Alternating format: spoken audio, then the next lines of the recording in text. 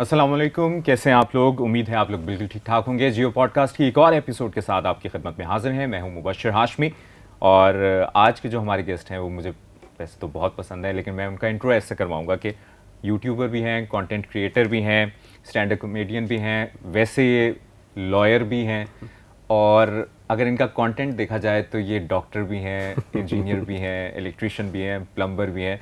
ये हम उनकी बात नहीं कर रहे जो उमूमन एक गंजे साहब हैं जो ऐसे रोल्स ज़्यादा करते हैं। हमारे साथ मौजूद हैं द सुपरस्टार सैयद अब्बास बुखारी। बहुत शुक्रिया मुबश्शिर भाई। सुपरस्टार मैं बिल्कुल नहीं हूँ, आप सुपरस्टार हैं। आपको हम बहुत यंग एज से, अगर आपको ये ना बात बचपन से देख रहे हैं इसलिए मैंने रिप्लेस किया यंग एज से। आपको हम अपनी स्क्रीन्स पे देख रहे हैं और it's a matter of immense pleasure कि आज आपके सामने बैठे हुए हैं। थैंक यू अब्बास, आप you are doing a great job.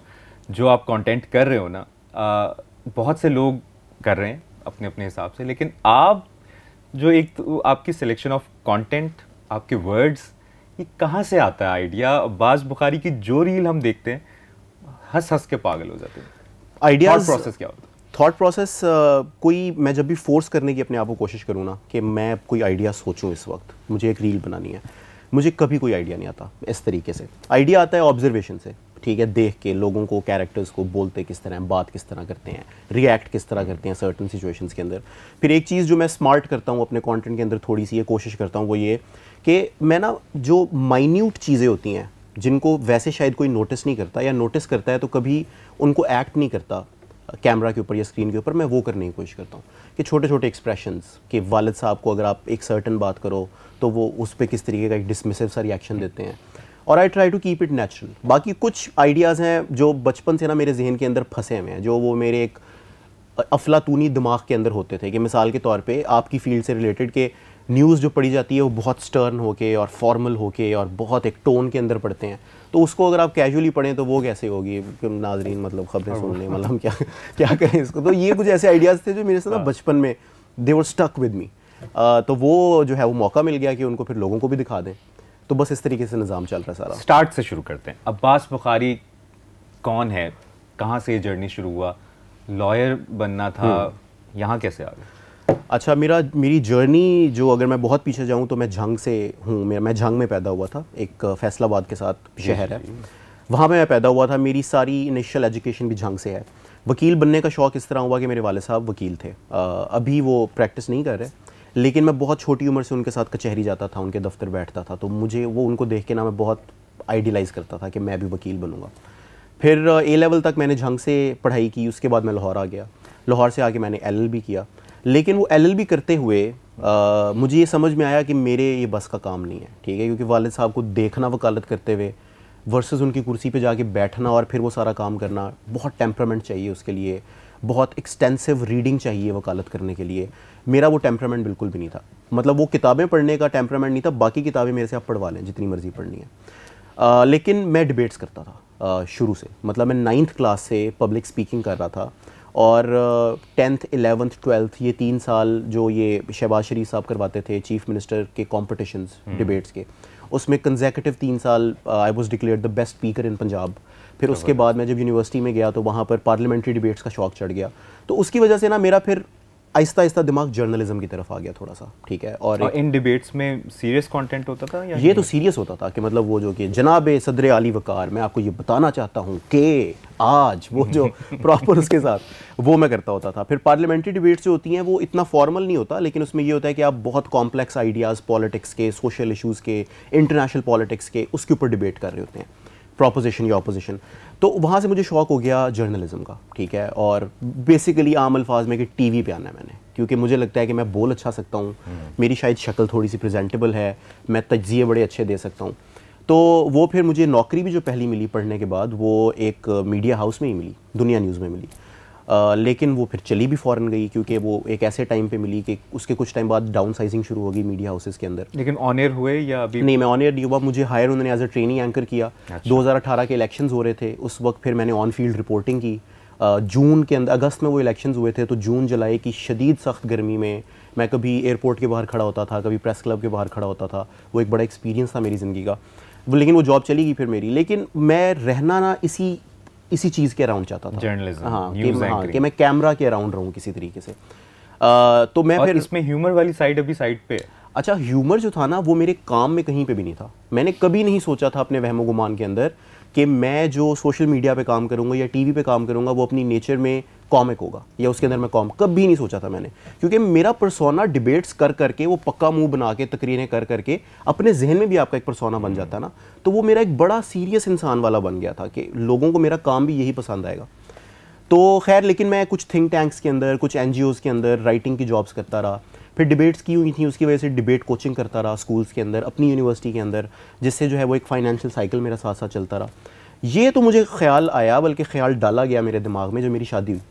तो मेरी बेगम ने मुझे, जब मेरी शादी हुई 2023 में मार्च में, तो मैं उस वक्त डिबेट्स कोच कर रहा था 1-2 जगहों के ऊपर। तो उन्होंने मुझे एक दिन बिठाया और उन्होंने मुझे कहा कि आपका वो किधर ख्वाब गया, वो डिजिटल मीडिया पे काम करने का या टीवी पे काम करने का। मैंने कहा यार वो है इधर ही है साथ। मैंने कहा उसमें मसला ये है कि आप कंसिस्टेंट नहीं हो। आपने पहले वीडियोस बनाई हैं कुछ, मैं बनाता था वीडियोस 18, 20, 25 मिनट की, और उन वीडियोस में मैं क्या बात कर रहा हूँ कि स्टूडेंट सॉलिडारिटी मार्च हुआ लाहौर में, तो उसका क्या कॉन्टेक्स्ट है, स्टूडेंट यूनियंस पाकिस्तान में जब होते थे वो पॉलिटिक्स में कैसे होते थे, आगे होने चाहिए नहीं, इस किस्म की मैं कॉन्टेंट बनाता था। व्लॉग, हाँ, मैं उस दौर का व्लॉगर था। डेली तो नहीं, हफ्ते में एक दफ़ा, 2 हफ्तों में एक दफ़ा, कंसिस्टेंट नहीं था, क्योंकि मुझे आइडिया नहीं था सोशल मीडिया एल्गोरिदम्स का। तो मेरी बेगम ने मुझे कहा कि देखिए मेरी बात सुने, आप जो अपने जहन में बनाया है ना अपने आप को, आपने एंकर, या शायद आप शाहजेब खान ज़्यादा हैं, या शायद आप हामिद मीर का एक डाइल्यूटेड वर्जन है, तो मैं आपको रियलिटी चेक देना चाहती हूँ, वो आप नहीं हैं। एट दिस पॉइंट आप एक टीचर हैं जो बच्चों को डिबेट्स पढ़ाता है जाके।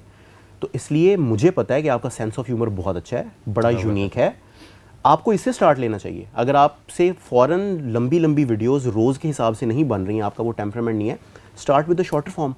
और इंस्टाग्राम उसके लिए बेहतरीन। और ये इसी बात में आप कंटिन्यू कीजिएगा कि एक आइडियल पार्टनर का होना क्यों ज़रूरी होता है आपकी ज़िंदगी में। अल्हम्दुलिल्लाह आप उसकी एक मिसाल। बिल्कुल, अल्हम्दुलिल्लाह। तो मैंने फिर, और इंस्टाग्राम पे मेरा अकाउंट था, पर्सनल प्राइवेट अकाउंट था, मैं इंस्टाग्राम यूज़ भी नहीं करता था। In fact I use to hate Instagram as a platform. मुझे लगता था कि इंस्टाग्राम एक बबल है जिसके अंदर बस लोग अपनी तस्वीरें, वीडियोस, एस्थेटिक चीज़ें वो पोस्ट करते हैं, 4 लोगों से वैलिडेशन ले लेते हैं, फिर वही 4 उनको वैलिडेशन देते हैं वापस। तो मुझे इंस्टाग्राम एज अ प्लेटफॉर्म नहीं पसंद था। लेकिन उन्होंने कहा इंस्टाग्राम से आप शुरू करें, क्योंकि इंस्टाग्राम पे जो ट्रैफिक है वो सबसे ज़्यादा है, प्लस शॉर्टर फॉर्म कंटेंट के लिए सबसे ज़्यादा सूटेबल प्लेटफॉर्म जो है वो इंस्टाग्राम है। तो मैंने शुरू कर दिया। उनका डंडा मेरे सर पे रहा। उन्होंने मेक श्योर किया कि मैं शुरू के कम से कम 2 महीने रोज़ एक रील बना के इंस्टाग्राम पे पोस्ट कर रहा हूँ। आइडियाज़ मेरे होते थे, स्क्रिप्टिंग मैं खुद करता था, कैमरा उनका होता था फ़ोन, क्योंकि मेरे पास एंड्रॉयड फ़ोन था, उसके पास आईफोन था, तो वीडियोज़ हमने आईफोन से बनानी थी, तो कैमरा उसका था। इनिशियली मेरी वीडियोग्राफर भी वही थी, फिर इनिशियली मेरी एडिटर भी वही थी जो मेरी बेगम है। तो वो फिर आहिस्ता आहिस्ता करके वीडियोज़ डाली, और मेरे केस में मुझे अल्हम्दुलिल्लाह मुबश्शिर भाई बहुत जल्दी रिकग्निशन मिलना शुरू हो गई। पहली वीडियो पहली वीडियो जो मेरी क्रेजी वायरल हुई थी वो हुई थी, मैंने एक वीडियो बनाई थी कि ये जो लोग टेक्सटिंग स्टाइल्स, जो टेक्स्ट लिखते हुए अल्फाज बचाते हैं ना, ठीक है, कि उनको पता नहीं क्या जल्दी होती है, माँ ठीक तू का सहा, वो मैंने वो वीडियो, ऐसे मेरे दोस्त हैं, लिटरली हैं हमारी जिंदगी में, मेरे भी थे, उन पे मैंने वीडियो बनाई, वो क्रेजी ब्लो अप कर गई। क्रेजी मतलब वो वीडियो 2 दिनों में 10 मिलियन। जिसने है को HAI, अगर जो नहीं समझते, हाँ, तो उसने HA लिखना है, कभी H लिख दिया या उसने कैसा लिखना है, KEISA, वो KASA लिख देगा, कासा हा। तो मैंने कहा कि अगर इनको असल ज़िंदगी में आप ऐसे बोलो तो ये देखो आप कैसे लगोगे। वो बहुत क्रेजी चली वीडियो, ब्लो अप कर गई, वो इंडिया में बहुत ब्लो अप की, ठीक है, जिसकी वजह से वो उस पर व्यूज़ आए बहुत ज़्यादा। तो वो पहली वीडियो थी, लेकिन उसके बाद फिर जो है वो सिलसिला चलता रहा। और उसमें एक अच्छी चीज़ ये थी कि मैं एक्सपेरिमेंट करने से नहीं डर रहा था, ठीक है, क्योंकि मैं कोई जहन नहीं बना के आया था कि मैंने कोई कंटेंट क्रिएटर बनना है या मैंने कोई इन्फ्लुएंसर बनना है। मैं अगर कुछ नहीं कर रहा था तो उस वजह से मैं ये कर रहा था। तो मैंने ये किया कि एटलीस्ट मैं ये तो करूँ यार, कि जो मेरे अपने आइडियाज़ हैं ना मैं वो करूँगा। मैं run of the mill content नहीं बनाऊंगा कि 10 लोग इस तरह की चीज़ बनाते हैं तो मैं वो ट्रेंड का हिस्सा नहीं बनता। तो मैंने कहा कि मैं अपनी क्रिएटिविटीज़ के अंदर जितनी पॉसिबल है वो मैं लाता हूँ। लेकिन एज ए टीचर आप पे, एक तो ये आप पॉसिबिलिटी की बात करें, एक एज ए टीचर आप पे एक वो हो जाता है ना कि यार मेरे तो स्टूडेंट्स हैं, मैं ऐसा कुछ करूँगा। तो इनिशियली तो हम अपने इर्द गिर्द के 20 लोगों को देख रहे होते हैं, तो ये वाला एक प्रेशर था कि स्टूडेंट्स मेरे दिमाग में नहीं थे, स्टूडेंट्स लीस्ट मतलब मेरा वो था कि स्टूडेंट्स क्या कहेंगे तो मैं उनको बेइज्जत करूंगा क्लास में और वो चुप करके उधर बैठ जाओ पीछे, बोलने की जरूरत नहीं है। लेकिन हाँ, टीचर का इमेज होता है ना। लेकिन मेरा इमेज, मैं क्योंकि डिबेट्स कोच करता था, मैं एक एक्स्ट्रा करिकुलर टीचर था, तो मेरा स्टूडेंट्स के साथ रिलेशनशिप वो एक फॉर्मल उस्ताद वाला कभी भी नहीं था, ठीक है। अच्छा। फिर वो OA लेवल के बच्चे थे, हमारा एज गैप भी कोई 4-5 साल का ही था, तो वो मैं एक ऐसा टीचर था जिसका एक फ्रेंडली रिलेशनशिप बच्चों के साथ होता है। लेकिन हाँ, सोशल प्रेशर्स बिल्कुल, रिश्तेदार सबसे पहले आपके जहन में आते हैं कि मामू क्या कहेंगे और वो चाचू क्या कहेंगे। अच्छा, फिर दोस्त भी कुछ होते हैं, ठीक है, क्योंकि दोस्तों ने तो आपको नहीं बख्शना होता। और ये हुआ भी, मैंने जब शुरू में वीडियोस बनाना शुरू की तो मेरे 5-6 दोस्तों ने, जिनमें से एक मेरा बेस्ट फ्रेंड है, बचपन का दोस्त तलहा, उसने क्या किया कि उसने एक व्हाट्सएप ग्रुप बनाया, उसमें 6 लोग और डाले। इधर से मैं इंस्टाग्राम पे वीडियो डालता था, उधर से वो वीडियो डालता था उस ग्रुप के अंदर, और फिर उस पर शुरू हो जाते थे तबसरे। रोस्टिंग आपकी हाँ, पहले मेरी दिन से हो रोस्टिंग रही है। शुरू हो जाती थी। मैंने वो ग्रुप म्यूट कर दिया, मैं कहा मैं ये नहीं देखना। अच्छा, मेरे मामू की कॉल आई मेरी अम्मा को, उन्होंने कहा ये इसके दिमाग पे कोई असर हो गया है, ये बहुत खुश हो गया शादी के बाद, ये क्या कर रहा है। वो ये वाला फैक्टर तो हाँ, एक अलग फैक्टर, ये एक अलग फैक्टर है। क्या उसने बदल दिया आगे हाँ, सब तो कुछ? मेरी शादी को भी हुए भी 2 महीने थे जब मैंने कंटेंट, तो उन्होंने कहा कि ये क्या, इसको बहुत खुशी चढ़ गई है अपनी शादी की, कि इसको समझ नहीं आ रहा कि ये क्या कर रहा है। मेरी अम्मा ने भी मुझे कहा, और उस पॉइंट में मैंने उन्हें भी कहा, और शुक्र है कि उन्होंने भी इस बात को समझा। मैंने कहा आप थोड़ा सा मेरे ऊपर ट्रस्ट रखें, मैं जो कर रहा हूँ मैं सोच समझ के कर रहा हूँ, मैं बेवकूफ़ नहीं हूँ, ठीक है, मैं कोई ऐसी चीज़ नहीं करूँगा जिससे आपको मेरे से मसला हो कल को, या आपको शर्मिंदगी उठानी पड़े। तो आप मुझे थोड़ा सा वक्त दें, थोड़ा सा मेरे ऊपर कॉन्फिडेंस रखें, इंशाल्लाह इसमें से जो निकलेगा वो अच्छा निकलेगा। वो अल्हम्दुलिल्लाह कोई कबूलियत का वक्त था, बेहतरीन चल रहा है अभी तक तो। और जो इससे हम ये भी सीखते हैं कि हर किसी की एक कहानी होती है, और ख़ुद पर यकीन होना कि मैं ये कर लूँगा, ये बहुत रेयर होता है। और जब आप खुद पर यकीन कर लेते हैं तो वो फिर, हाँ, लेकिन वो खुद पे यकीन मुबशर भाई फ्यूल होता है आपके लेफ्ट राइट से। आपकी अगर, जैसे मेरे केस में जो मेरी बेगम थी, उन्होंने वो फ्यूल किया मेरे अंदर सेल्फ बिलीफ कि मुझे पता है आप कर सकते हो, आपको पता है या नहीं पता, मुझे पता है आप कर सकते हो। या फिर उस वक्त वालदैन का आपके ऊपर एतमाद कर लेना कि अच्छा चलो ठीक है, कुछ कर रहा होगा, सोच समझ के कर रहा होगा, वो बहुत ज़रूरी होता है। लेकिन एट द एंड अब्बास, ये मेरा अपना ओपिनियन है कि एट द एंड आपके अंदर वो होता है। आप हाँ, बैटिंग के लिए बाबर आजम भी जा रहे हैं, सलमान अली भी जा रहे हैं, कोच सबको कह रहा है शाबाश शाबाश करके आना, परफॉर्म एक ही करके आता है जिसने करना होता है। कौन, सलमान आगा? बाबर आजम। और ये भी 2019 की बात है। अच्छा, फिर डिबेट्स पे आप रहे, और डिबेट्स के क्या टॉपिक्स होते थे और क्या आपको दिए जाते थे टॉपिक्स? आपके दौर के डिबेटर कौन थे जो? अच्छा, मेरे दौर के डिबेटर, मैं क्योंकि आपको बताया 9वीं क्लास से शुरू हो गया था, तो बहुत सारे ऐसे डिबेटर थे जो कि फिर मीडिया इंडस्ट्री में आए आपके, जैसे सैयद फैसल करीम। वो उनको मैंने देखा एज अ सीनियर, काफ़ी सीनियर थे वो, तो यूनिवर्सिटी ऑफ कराची से आते थे मेरे ख्याल में मुकाबलों में। वो थे उस वक्त। हमजा तारड़ एक पंजाब यूनिवर्सिटी के स्पीकर थे, सारे एंकर्स, वो भी फिर एंकर्स बने बाद में सारे। ये लोग उस वक्त हमारे सीनियर थे डेक्लेमेशंस में। पार्लियामेंट्री डिबेट्स के अंदर जब आए तो पार्लियामेंट्री डिबेट्स जो था वो एक बड़ा मज़ेदार फॉर्मेट था। उसमें टॉपिक्स बहुत डाइवर्स होते थे कि हम पाकिस्तानी सियासत पे भी बात कर रहे हैं, उसमें डिबेट कर रहे हैं, इकॉनमी के ऊपर भी बात कर रहे हैं, इंटरनेशनल रिलेशंस के ऊपर भी बात कर रहे हैं, फेमिनिज्म के ऊपर बात कर रहे हैं, सोशलिज्म के ऊपर। तो वो बहुत डाइवर्स टॉपिक्स उसमें होते थे। तो वो मैंने बल्कि 2-3 इंटरनेशनल डिबेट टूर्नामेंट्स में ही पार्टिसिपेट किया। अच्छा। मलेशिया में, श्रीलंका में, वहाँ पर जाकर बोला। तो वो मेरा एक्सपीरियंस बहुत बहुत अच्छा रहा थ्रू पार्लियामेंट्री डिबेट्स। मतलब मेरा बहुत ज़्यादा सोच का जाविया वसी हुआ पार्लियामेंट्री डिबेट्स करके। एक्सपोजर आपको मिला? एक्सपोजर बहुत ज़्यादा मिला, क्योंकि आप देखें हर हफ्ते आप एक डिबेट टूर्नामेंट में पार्टिसिपेट कर रहे हैं, फिर हर टूर्नामेंट पे आप कम से कम 5 से 6 मुख्तलिफ टॉपिक्स और मौज़ूआत के ऊपर बहस कर रहे हैं, एक कंपेटिटिव डिबेट कर रहे हैं। तो उससे वो बहुत ज़्यादा एक्सपोजर मिला और बहुत ज़्यादा क्रिटिकल थिंकिंग की आदत जो है वो दिमाग में आई। तो इस दौरान आपने एंकरिंग की तरफ, जैसे आपके दुनिया न्यूज़, आपके ट्रेनिंग न्यूज़ एंकर, तो इस दौरान स्टैंड अप कॉमेडी का कोई तस्वुर नहीं? नहीं, दूर दूर तक कोई तस्वुर नहीं था कि मैं प्रोफेशनली कॉमेडी को परसू करूँगा। अब मैं उस पर आता हूँ। एंकरिंग में फिर आपकी कौन इंस्पिरेशन थी, या वो क्या न्यूज़, और क्या शौक था एंकर बनने का? क्यों एंकर बनने का? मुझे इसलिए शौक था क्योंकि एक तो बहुत ग्लोरीफाइड जॉब है सोसाइटी के अंदर भी, बीइंग एन एंकर के। अब आप देखें, आप हर 9 बजे 10 बजे हर रोज़ हर हाउस होल्ड के अंदर आप लोगों की स्क्रीन के ऊपर आ रहे हैं, ठीक है। और एक ऐसे टाइम पे जो हमारी उम्र थी कि जब मैं लेट से 15-16 साल का था, 2000 आप 12-13 की बात कर लें, तो उस वक्त तो सोशल मीडिया का भी इतना इन्फ्लक्स नहीं था ना। उस वक्त जो मेन मीडियम था आपका वो टीवी ही था, ठीक है।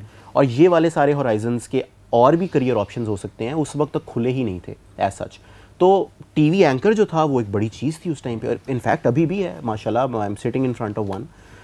लेकिन उस वक्त मुझे लगता है और ज़्यादा ग्लोरीफाइड थी कि आप एक टीवी एंकर हो। वो एक पीक था जब आपका एक मीडियम था, जिस तरह पीटीवी के दौर को कहते हैं ना कि वो स्टार्स बने, ऑब्वियसली एक मीडियम एक था, सबने पीटीवी देखा था, तो उस दौर के स्टार्स। और प्राइवेट मीडिया को आए हुए 7-8 साल हुए थे अभी, और चैनल्स आ रहे थे, तो वो इंडस्ट्री ग्रो कर रही थी।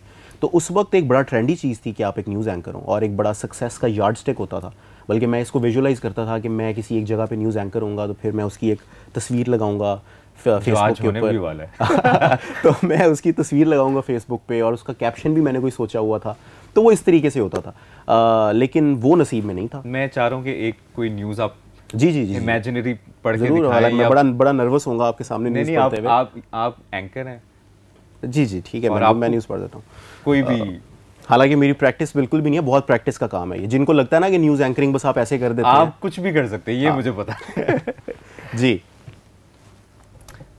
अच्छा, सिचुएशन ये है, हाँ बता दें। अस्सलाम वालेकुम जियो न्यूज़ के साथ जो भी आपने कि अब्बास बुखारी आज जियो पॉडकास्ट में आए हैं। हाँ ठीक है। जिन्होंने कभी सोचा भी नहीं था, आज ख्वाब पूरा हो रहा है, जियो को मैं देखूंगा। और कराची आके आपको कैसा लगा? बिल्कुल ठीक है। क्यों?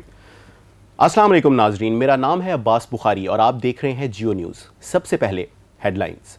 अब्बास बुखारी की मुबश्शिर हाशमी के पॉडकास्ट के अंदर शिरकत।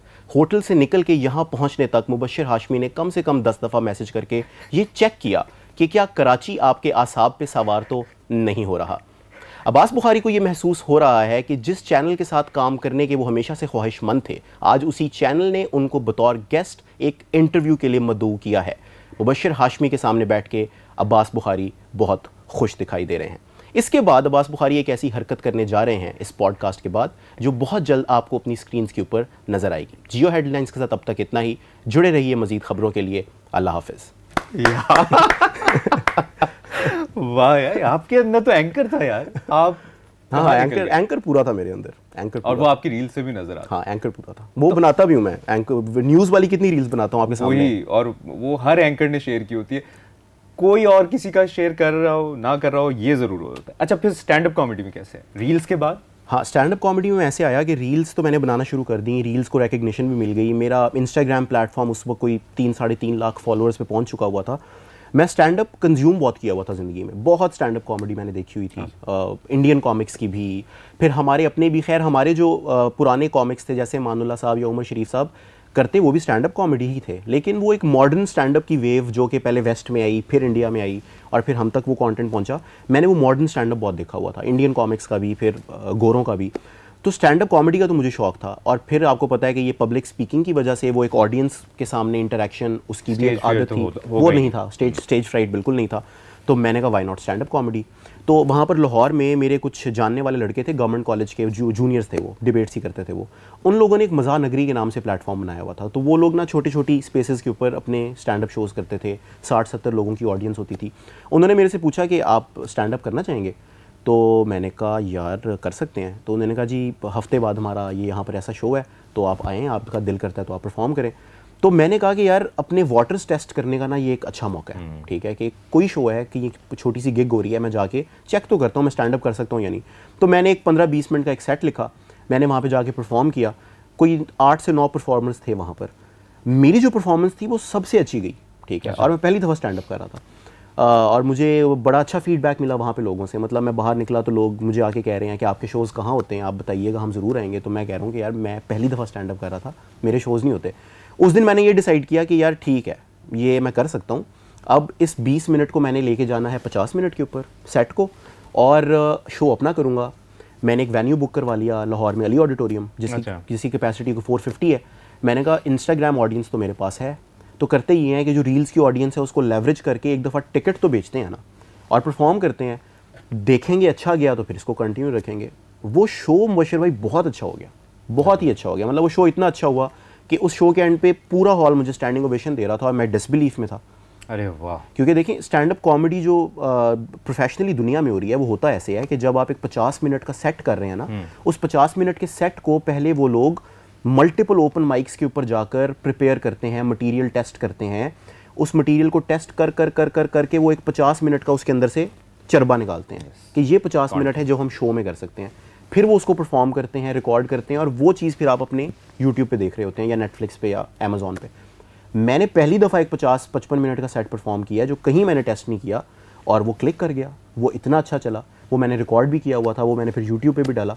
तो वहाँ से यूट्यूब पे पड़ा हुआ है, बहुत बहुत बुरी प्रोडक्शन क्वालिटी में पड़ा हुआ है, क्योंकि हमें तब आइडिया नहीं था। यादगार, मैंने उसको रिगार्डलेस इसलिए पोस्ट किया कि बेशक प्रोडक्शन क्वालिटी बुरी है, लेकिन मैं इसको डालना चाहूँगा कि ये एक सनद के तौर पे पड़ा रहे कि यहाँ से शुरू हुआ था। फिर वहाँ से ये हुआ कि मार्केट में भी थोड़ी सी आवाज़ आई कि यार ये एक शो इस तरह से बॉय आ गया है, और वो मतलब मार्केट में एज अ कंटेंट क्रिएटर तो मैं रिकग्नाइज हो चुका था एट दैट पॉइंट।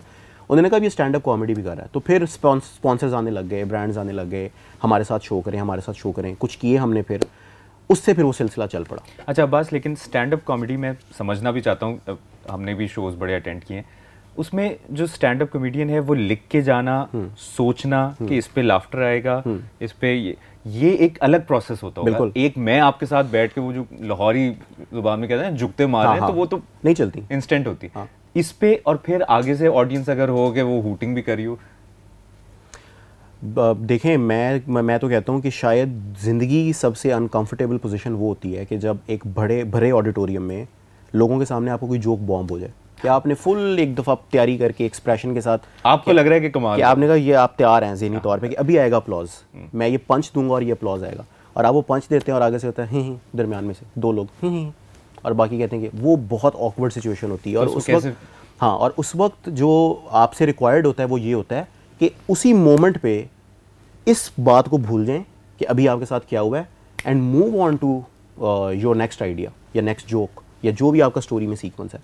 तो वो presence of mind at that point सबसे ज़्यादा इंपॉर्टेंट है, क्योंकि आप उसी वक्त ये फील करना शुरू कर जाना, ओ शिट मेरा जोक बॉम्ब हो गया, तो अगले जो 5 चल रहे थे वो भी बॉम्ब हो जाएंगे, क्योंकि आप मेंटली प्रेजेंट नहीं एट दैट पॉइंट। लेकिन मेरे जैसा बंदा हो या एक आम बंदा हो, वो तो उसका तो स्किप हो जाए कि अगला पिछला नहीं, आपसे क्यों स्किप हो जाए? आप जब लाइव ट्रांसमिशंस करते हैं बैठ के, तो उस लाइव ट्रांसमिशंस में जो आपको कांस्टेंट फीडबैक, पीछे से फीडबैक भी आ रहा होता है, और एट टाइम्स तो आपके साथ ये भी होता है मेरे ख्याल में कि वो आपको बस ये बता देते हैं कि एक लाइन अब्बास बुखारी वहाँ से सीढ़ियों से गिर गया, अब ये न्यूज़ दे दो, एक लाइन, अगली बात नहीं पता कि गिट्टा टूटा है, उसका गोडा टूटा है, सर फटा है, नहीं पता, 20 मिनट उसी पे 20 मिनट आप उसी पे लगे रहें। तो वो उसके लिए जो कंपोजर चाहिए वो बहुत सिमिलर है टू लाइव परफॉर्मेंस, कि जब आप एक लाइव क्राउड के सामने वो कर रहे हैं, बल्कि आपके केस में हो सकता है प्रेशर एक नॉच अबव होता हो, क्योंकि लाइव टीवी पे आ रहा है, कितने लोग देख रहे हैं उसको। लेकिन मुझे लगता है आज भी सबसे मुश्किल काम हंसाना है। बहुत मुश्किल काम है, कोई शक नहीं। रुला सकते हो आप, कोई दुखी दास्तान सुना सकते हो, हंसाना। और फिर आपने तो मेरे ख्याल में लाहौर, कराची, इस्लामाबाद सारा क्राउड देखा है, सारे ऑडियंस।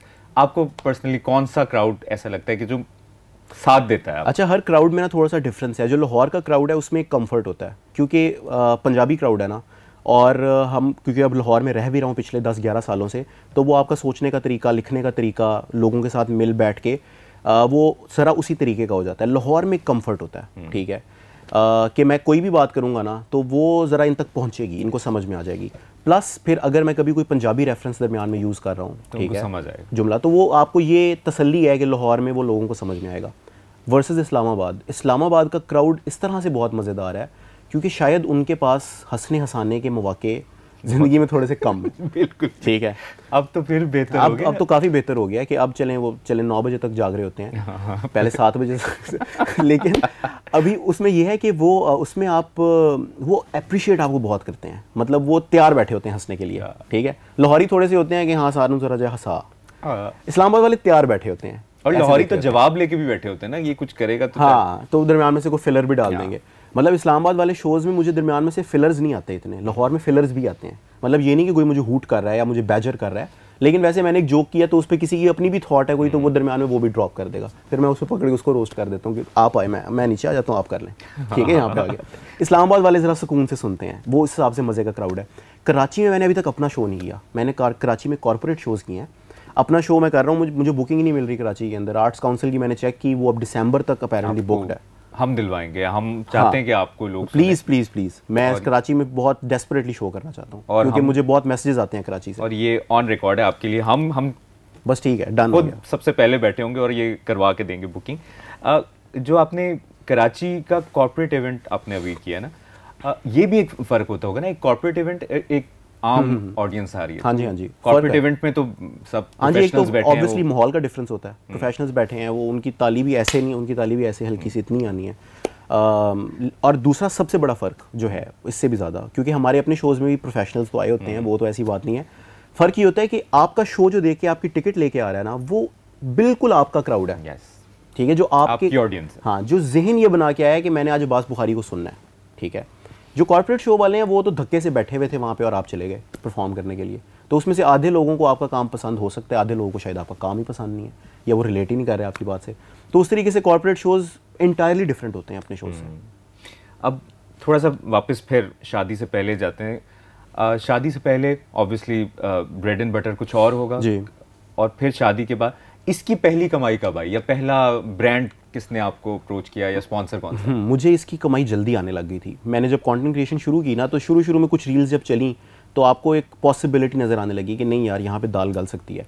तो मेरे कुछ दोस्त जो पहले से कंटेंट क्रिएटर्स थे, मैंने उनसे पूछा कि यार मुझे अब ये बताओ कि पैसे कब तक एक्सपेक्ट करूँ मैं इसके अंदर से कि मैं कमाने लग जाऊँगा। तो उन्होंने मुझे कहा कि यार 1 साल तो ना सोचना भी ना, 1 साल बस करो और अपनी जॉब्स वगैरह। अगर आप नाम ले सकें, कौन थे वो अभी कहाँ? खाकान शाहनवाज। खाकान शाहनवाज एक एक्टर हैं, वो कंटेंट क्रिएटर थे उससे पहले। वो मेरे साथ यूनिवर्सिटी में मेरे से 1 साल सीनियर थे। तो उनसे शुरू में मैंने बड़ा इन मामलात में ना एडवाइसेस वगैरह ली। तो खाकान से मैंने पूछा, खाकान ने मुझे कहा कि यार 1 साल जो है वो तुम अपने जहन में रखो। और वो खुद एक्टिंग में निकल गए। हाँ, वो लेकिन वो बहुत पहले से कर रहे थे ना। वो तो मेरे ख्याल में खाकान कोविड के टाइम से कंटेंट क्रिएशन कर रहा था, वो उसके बाद फिर एक्टिंग में चला गया। कंटेंट क्रिएटर अभी भी है वो, खैर। लेकिन खैर उन्होंने मुझे कहा कि टाइम लगेगा, इतनी जल्दी नहीं आएगा। मुझे बल्कि दूसरे महीने आ गया पहला जो प्रमोशनल वर्क था। अभी मुझे बड़ी अच्छी बात लगी कि आपने एक और जगह भी ये जिक्र किया, ये बड़ा बहुत एडमायर करना उस पहले स्पॉन्सर। नहीं, फॉर श्योर। मैं तो हमेशा ऐसी चीज़ें आपको याद रहती हैं हमेशा, और आपको प्रिटेंड नहीं करना चाहिए कि मैं पहली परफॉर्मेंस अली ऑडिटोरियम में याद रहता है। और आपको प्रिटेंड नहीं करना चाहिए कि मैं भूल गया हूँ, कि वो पता नहीं यार वो कौन सा ब्रांड था। नहीं, आपको याद होता है और आपको याद ही रहना चाहिए वो।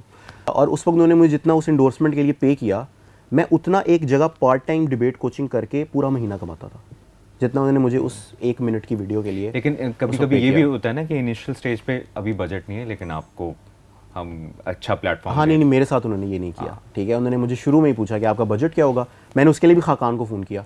मैंने कहा यार ये काम आया है, इनको कितने पैसे कोट करूँ। उसने कहा यार इतने कर दे, लेकिन इतने में भी हो जाए तो कर लें।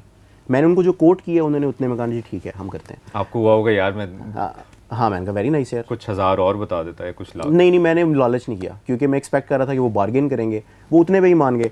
और मज़े की बात जो मैंने आपको पहले भी की है कि जितने पैसे उन्होंने मुझे उस वीडियो के लिए दिए, उतने मैं एक जगह डिबेट कोचिंग करके पूरे महीने में कमाता था। तो मैंने कहा वेरी नाइस यार, गुड। तो वहाँ से मुझे ये समझ में आया कि भाभी का पहला रिएक्शन क्या था? भाभी थी ना, हाँ, बहुत खुश हुई।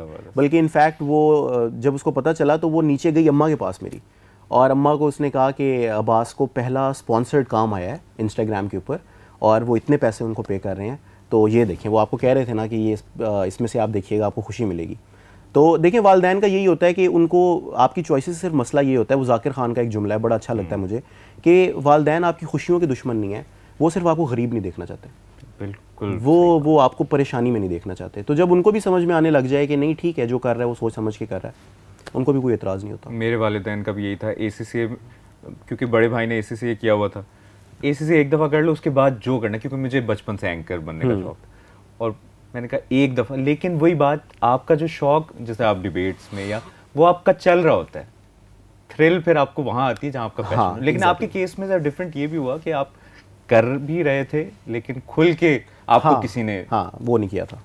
सही कह रहे हैं। तो आपने 1-2 जगह ये भी जिक्र किया कि आप बुली भी हुए वो। हाँ जी, वो तो स्कूल के अंदर मैं होता था बुली, क्योंकि मैं स्कूल में बहुत स्किनी होता था। ठीक है, पतला था बहुत ज़्यादा मैं बचपन में अपने, और पढ़ाई में मैं अच्छा था, वो मसला नहीं था। जो पढ़ाई में बच्चे अच्छे होते हैं वही तो बुली होते हैं, उनको वो बैक बेंचर्स बुली करते हैं आगे फिर। तो वो मेरे साथ हुआ था। तो लेकिन वो बच्चे याद हैं, कोई जहन में है जो अब कहाँ हैं? ये मुझे नहीं पता कि वो कहाँ हैं, लेकिन बच्चे याद हैं कि वो कौन कौन से थे। और मैं ये नहीं आज कहूँगा कि हाँ जी खून ना हो तो सी थे, वो नहीं, कोई मसला नहीं है, ऐसे वही बच्चे थे, मैं भी बच्चा था। लेकिन शायद उस चीज़ ने आपको और स्ट्रॉन्ग किया। कई दफ़ा होता है बुली होने से आपका या तो कॉन्फिडेंस गया, हाँ जी, या फिर आप एक वो जो पलट के वार करने वाले कि नहीं मैं स्ट्रॉन्ग हूँ। हाँ, वो बिल्कुल ठीक कह रहे हैं, दोनों आउटकम्स हो सकते हैं उसके। तो शुरू में मेरा कॉन्फिडेंस काफ़ी शैटर भी हुआ। मैं इंट्रोवर्ट था बहुत ज़्यादा बचपन में, ठीक है। फिर ये था कि उसी इंट्रोवर्ट होने की वजह से मुझे बहुत शौक होता था ड्रामों में एक्टिंग करने का, डिबेट्स वगैरह करने का, लेकिन मुझे चांस नहीं मिलता था। वो इसी वजह से क्योंकि बस इंट्रोवर्ट था, स्किनी सा बच्चा, एक चुप चुपीता सा फिर रहा है, तो उसको क्यों कोई प्रिंस बनाना चाहेगा अपने एनुअल प्ले के अंदर कोई भी टीचर। लेकिन वो मुझे डिबेट्स पे, बल्कि मैं वो भी शायद इस मौका लेके नाम ले लूँ, सैयदा फौजिया रिजवी मेरी उर्दू की टीचर थी स्कूल में, जिन्होंने मुझे पहली दफ़ा एक डिबेट कंपटीशन पे भेजा, ठीक है, कि तुम कर सकते हो, तुम जाओ वहाँ पे करो। तो बस फिर यही लोग होते हैं, आपके असातिज़ा होते हैं, आपके दोस्त होते हैं। डिबेटर्स अच्छे कमाते हैं आजकल के दौर में? डिबेटर्स कमाते तो नहीं है कुछ भी, मतलब जो यानी अगर एक डिबेटर है तो फिर उनका ब्रेड एंड बटर कैसे, मैं समझना चाहूँगा। देखिए, डिबेटिंग जो है वो तो एक एक्स्ट्रा करिकुलर एक्टिविटी है जो आप अपनी एजुकेशन के साथ साथ कर रहे होते हैं, ठीक है। नहीं, जब ये प्रो लेवल, अच्छा, जो कोचिंग है, जो कोचिंग है, हाँ, अब कोचिंग में ये है कि कुछ मैं जिन लोगों को जानता हूँ डिबेटर्स को, जो अब फॉर एग्जांपल मेरा एक दोस्त है, वो उसने हांगकांग की जो नेशनल डिबेट टीम है उसने वो कोच की हुई है, और वो उसको बहुत ठीक ठाक पैसे देते थे उसके लिए, वर्सेस जो यहाँ पर लोकल डिबेट कोचेज़ हैं, जो यहाँ के स्कूल्स में, यूनिवर्सिटीज़ में डिबेट कोच करते हैं, उनको भी बहुत ज़्यादा पैसे नहीं मिलते। लेकिन एक ऐसा लड़का जो अभी, हाँ, एक वो बैकअप भी आपको मिलता है ना, कि एक लड़का है वो अभी ग्रेजुएट हुआ है, तो उसको कहीं और नौकरी नहीं मिल रही, वो डिबेटर था, उस वजह से उसको कहीं डिबेट जॉब मिल गई, तो उसका महीने का 70-80-90 हज़ार वो उसको वहाँ से आ रहा है, तो वो एक बड़ा फाइनेंशियल क्वेश्चन मिल जाता है आपको। तो मुझे डिबेट कोचिंग ने बहुत फाइनेंशियल क्वेश्चन दिया ज़िंदगी में, कि जहाँ पर मैं तलाश कर रहा था कि मैं फुल टाइम कहाँ पे काम करूँ, तो मुझे ये पता था कि महीने का 70-80 हज़ार मुझे, चलो यहाँ से तो आ जाते हैं। तो एज एन अनमैरिड गाय, वो बड़े होते हैं, जो स्ट्रगल वाला दौर होता है। अच्छा, टॉपिक्स कैसे डिसाइड होते हैं डिबेट के? डिबेट के टॉपिक्स ऐसे डिसाइड होते हैं, और डिबेट के जो मैं चाहूँगा कि अब्बास बुखारी को लोग एज अ डिबेटर बिल्कुल सीरियस, कोई किसी जो आपके जहन में कोई भी कंटेंट आ रहा है, वो डिबेट के टॉपिक हैं तूफान से कश्ती निकाल के, वो होता ये था कि डेक्लेमेशंस के अंदर ना वो अक्सर कुछ नज़मों के या फिर अशार के ना एक मिसरा पकड़ के वो बना देते थे टॉपिक। मिसाल के तौर पे जिन्हें जुर्म इश्क पे नाज था वो गुनाहगार चले गए, ठीक है। अब ये पूरा जो मिसरा है ये डिबेट का टॉपिक, ये स्पीच का टॉपिक है। अब डेक्लेमेशन में ये है कि आपको टॉपिक आ गया है, अब आपका फ्री दिमाग है, आप इस पर जो मर्जी लिखें। या फिर कहाँ हैं वो कि जिन्हें नाज बहुत अपने तईं था, अब ये एक मिसरा है, ये डेक्लेमेशन का टॉपिक है। कुछ अता हो, कोई एक लाइन में चाहूँगा। अच्छा, मुझे भूल गई हैं, मैं अपनी खुद ही लिखता था डेक्लेमेशंस भी, मुझे शायद भूल गए हों, मैं कोशिश फिर भी करता हूँ। जैसे हाँ, ये मैंने बोला, कहाँ हैं वो कि जिन्हें नाज बहुत अपने तईं था, इसके ऊपर मैंने एक स्पीच लिखी थी कि भूल जाऊँगा लेकिन मैं बोलता हूँ कि कुछ भी ना जाने वो जश्न क्यों मना रहे थे सदर ज़ीवकार, कि उसी शाम उनकी नस्लों की रुसवाई तारीख़ की पेशानी पर दर्ज हो रही थी। ना जाने वो जश्न क्यों मना रहे थे कि जिन ख़याम से उठता धुआं देखकर वो फ़तह के शादियानों पर वालिहाना रक़्स कर रहे थे, उन्हीं में से एक ख़ैमे की जलती हुई चोब से बिनते अली नैनवा की रेत पर हकीकी फ़तह की दास्तान रकम कर रही थी। ना जाने वो जश्न क्यों मना रहे थे कि जिन यतीमों को बाज़ारों में फिरवा कर वो अपनी फ़तह की अलामत बना रहे थे, वही लोग सरफराज़ी इंसानियत का सफ़र तय करने जा रहे थे। ना जाने वो जश्न क्यों मना रहे थे सदर ज़ीवकार, क्योंकि जिन सैदानियों को ज़िंदानों में पाबंद करके वो शाम के बाज़ारों के अंदर पेश कर रहे थे, वही लोग तख्ते दमिश्क को हिलाने जा रहे थे। और जब वो उस तख्त के सामने खड़े होकर कलाम करते थे तो शरीकतुल हुसैन का एक एक लफ्ज़ तलवार की तेज़ धार में तब्दील हो जाता था, और वो उसको मुखातिब होकर पुकारती थीं कि सुन, किसी की ना सुन, एक ही धुन को बुन और चुन चुन के मगरूर सर काट दे, सनसनाती हुई सब सरों से गुज़र, वार सीने पे कर और जिगर काट दे, नोक से रोक ले वक्त की गर्दिशें, दस्ते शामो वजूदे सहर काट दे, आज जिब्रील भी पर बिछाए अगर तू रियायत न कर उसके पर काट दे। इस तरह चलते थे हमारे डायरेक्ट। अभी मैं बहुत मिस कर गया हूँ, मैंने चीज़ों को गलत भी बोला है। खूबसूरत आपका अंदाज़ है, ज़बरदस्त। ये शायद लोगों ने हाँ, ये साइड मेरी नहीं देखी हुई किसी ने, थोड़ी सी लोगों ने देखी जब ये अभी वो ज़ीशान के साथ एक तो ज़ीशान के साथ मैंने वो पढ़ा, ऐसा बादशाह हुसैन है, लेकिन उससे पहले जब वो हमारा जंग का माहौल सारा बना, यस, मैं उसी पे आने वाला तो उस वक्त थोड़ी सी ये साइड पाक इंडिया वॉर के दौरान आपने बड़ा, जो कंटेंट क्रिएटर्स ने बहुत से, हर किसी ने, मैं अक्सर ये बात करता हूँ, हमने सफारती महाज पर भी, इखलाकी महाज पर, सहाफ़ती महाज पर, हर जगह हर पाकिस्तानी ने एक रोल प्ले किया। आपने बड़ा वो जो आपकी रील बड़ी वायरल गई थी पाक इंडिया वॉर पर, तो क्या कैसे ख्याल आया उस? अच्छा, उसका मुझे ख्याल तो आया उससे एक रात पहले, जिस दिन मैंने वो वीडियो पोस्ट की ना, उससे एक रात पहले जब मैंने इंडियन चैनल्स को देखा, क्योंकि ना मैं कर ये रहा था कि वो इतनी एंग्शियस सिचुएशन थी उस टाइम के ऊपर कि पता नहीं क्या होगा, क्या मामलात बनेंगे। अभी पहली जंग थी जो हम सामने देख रहे थे, ये ऐसे ही है। तो मैं मतलब यूट्यूब पे एक तरफ जियो न्यूज़ लगाता था, उस पर देखता था कि यहाँ पे क्या रिपोर्टिंग हो रही है, फिर उधर से इंडिया टुडे लगाता था, वहाँ पे देखता था क्या रिपोर्टिंग हो रही है। तो एक रात पहले मैंने 11-11:30 बजे इंडिया टुडे या रिपब्लिक टीवी कोई उनका चैनल लगाया यूट्यूब पे, और वहाँ पर खबर चल रही है कि लाहौर कैप्चर हो गया और तबाह हो गया, शेखुपुरा के समंदर पे कब्जा हो गया और कराची पोर्ट के ऊपर हमला हो गया। तो वो देख के मैं एक्चुअली हैरान हो गया कि ठीक है, मतलब मैं कुछ ज़्यादा एक्सपेक्ट नहीं कर रहा होता था जब मैं वो चला रहा हूँ कि वो अपने हिसाब से रिपोर्टिंग करेंगे, हम अपने हिसाब से रिपोर्टिंग कर रहे होंगे, लेकिन ये तो ब्लेटेंट मिस इन्फॉर्मेशन है ना जो आप इस वक्त फेंक रहे हैं। और इतनी मीडिया तो चलता ही इस पे, हाँ, हमें एक अरसे से इस बात का अंदाजा है, यहाँ पर वो आके खुल के एक्सपोज हो। हाँ, और इतनी ब्लेटेंट मिस इन्फॉर्मेशन जब आपको पूरा इंटरनेशनल मीडिया देख रहा है एट अ टाइम, और वो आपका कोई भी फैक्ट ऐसे वेरीफाई कर देंगे, आज नहीं कर सकेंगे 2 दिन बाद कर देंगे, 2 दिन बाद नहीं करेंगे 2 महीने बाद कर देंगे, जो अभी तक हो रहे हैं। तो ये क्यों ये कर रहे हैं? और वहाँ से फिर मैंने बैठ के इसके ऊपर सोचा कि यार ये तो बेवकूफ़ समझते हैं अपने अवाम को। और क्यों समझते हैं? क्योंकि उन्होंने बड़ी हद तक बना दिया है पिछले 9-10 सालों के अंदर सिस्टमेटिकली। 15-20 साल सर, 15-20 साल अगर आप कर लें तो सिस्टमेटिकली उन्होंने प्रोपेगेंडा करके। एंकर की उस फुटेज में देख रहा था, उन दिनों हम भी वॉर रूम वगैरह कर रहे थे, तो वो कहता लाहौर पे कब्जा हो गया, अच्छा फैसलाबाद पर भी हो गया। हाँ। यानी ऐसे जिस तरह अगली गली में कोई आ गया, तो वो मैंने बिकता था, बिक रहा था। तो वहाँ से मुझे ये अंदाज़ा हुआ कि यार ये इसको, हालांकि मेरा अकाउंट बैंड था इंडिया में, मेरा अकाउंट बल्कि जो पहली स्ट्राइक अगर 6 मई को हुई है तो उससे 2 दिन पहले मेरा अकाउंट बैन हो गया था।